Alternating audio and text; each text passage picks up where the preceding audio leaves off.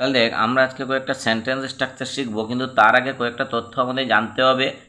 সেটা হচ্ছে অ্যাডজাঙ্ক্ট। তাহলে আমরা বাক্য লেখার সময় কখনো কখনো দেখি একটা বাক্যাংশকে, অর্থাৎ বাক্যের একটা অংশকে বা একটা ওয়ার্ডকে বাক্যের প্রথমে লিখে দিই।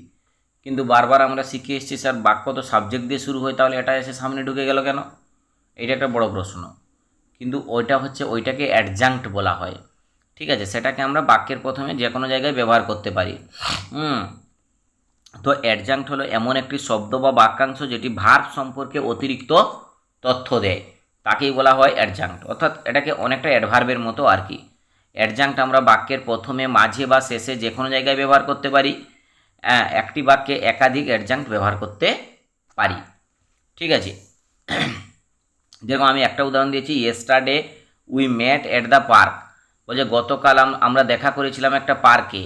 তাহলে দেখ, এদিকে দেখা, বলছে ইয়েস্টারডেটা প্রথমে চলে এসছে, তাহলে সাবজেক্ট কিন্তু এখানে, কিন্তু সাবজেক্টের আগেও একটা কিছু অংশ বসেছে। এটাকে তাহলে কি বলা আছে? এটাকে বলা আছে অ্যাডজাঙ্ক্ট। কি বললাম, বোঝা গেল? এবারে আরও একটা বাক্যাংশ, এটা তাহলে একটা ওয়ার্ড দিয়ে দেখালাম, আর একটা বাক্যাংশ দিয়ে দেখাচ্ছি। বলছে due to his ill health he could not come home for Christmas. তাহলে দেখ সাবজেক্ট তো এইখানে আছে, কিন্তু এইটা সামনে এলো কি করে? এইটাকে বলা আছে অ্যাডজাঙ্ক্ট। এইটা একটা বাক্যাংশকে আমরা বাক্যের প্রথমে নিয়ে চলে এসেছি। এবারে দেখ, এইখানে আমরা জানি কমপ্লিমেন্ট বাক্যে দুই প্রকার ব্যবহার করা হয়। একটা আছে সাবজেক্ট কমপ্লিমেন্ট, একটা আছে অবজেক্ট কমপ্লিমেন্ট। তো চিনব কিভাবে সাবজেক্টিভ কমপ্লিমেন্ট, অবজেক্টিভ কমপ্লিমেন্ট? একদম সোজা।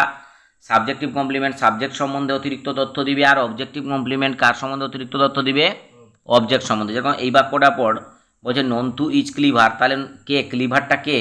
নন্তু। নন্তুকে বর্ণনা করছে, তো তাহলে সাবজেক্টকে বর্ণনা করছে, সেই জন্য ক্লিভার হচ্ছে সাবজেক্টিভ কমপ্লিমেন্ট। আর অবজেক্টিভ কমপ্লিমেন্ট দেখ অবজেক্ট সম্পর্কে অতিরিক্ত বর্ণনা দেয়।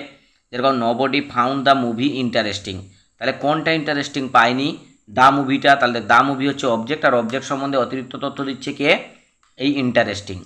এবারে কীভাবে আমরা সেন্টেন্স লিখতে পারি সেইগুলো জাস্ট কিছুটা আলোচনা করব। তো তার আগে আরেকটা জিনিস জানতে হবে, সেটা হচ্ছে ডিরেক্ট অবজেক্ট, ইনডিরেক্ট অবজেক্ট।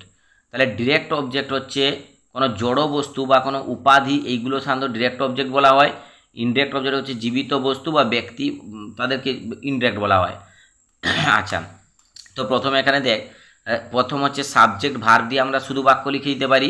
দেখো Ram is eating, S VO অর্থাৎ সাবজেক্ট ভার্ব অবজেক্ট দিয়ে বাক্য হতে পারে।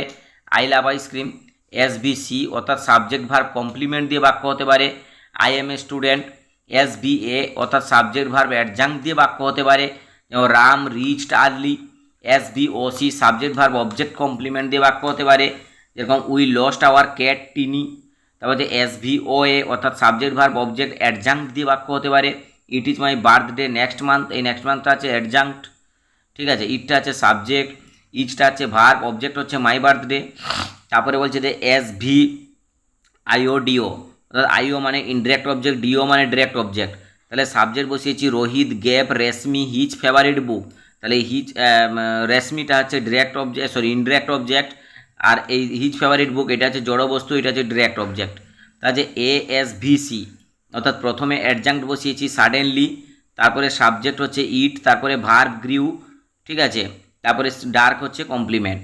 তারপর A S V O last week we celebrate our birthday, এখানে এ হচ্ছে মানে প্রথম হচ্ছে অ্যাডজাঙ্ক্ট এই লাস্ট উইকটা। তারপর we celebrate subject verb, our বার্থডেটা হচ্ছে অবজেক্ট। তাহলে এস ভি এ অর্থাৎ সাবজেক্ট ভার্ব, এটা হচ্ছে একটা অ্যাডজাঙ্ক্ট টু ওয়ার্ক, আর বাই বাস এটা একটা অ্যাডজাঙ্ক্ট, অর্থাৎ they go to work by bus. তারপর দেখ এ এস ভি এ অর্থাৎ প্রথমে অ্যাডজাঙ্ক্ট বসিয়ে দিলাম নর্মালি মাই প্যারেন্টস কাম, এই যে এটা হচ্ছে সাবজেক্ট ভার্ব, তারপরে এটা একটা অ্যাডজাঙ্ক্ট, এটা একটা adjunct, by bus to house, এখানে দুটো অ্যাডজাঙ্ক্ট। তাহলে বাক্যে প্রচুর পরিমাণ অ্যাডজাঙ্ক্ট কিন্তু আমরা ব্যবহার করছি, এবং অ্যাডজাঙ্ক্টের ব্যবহার জানলে সাবজেক্ট ভার্ব অবজেক্ট সম্বন্ধে অনেকটা কনফিউজ উঠে যাবে।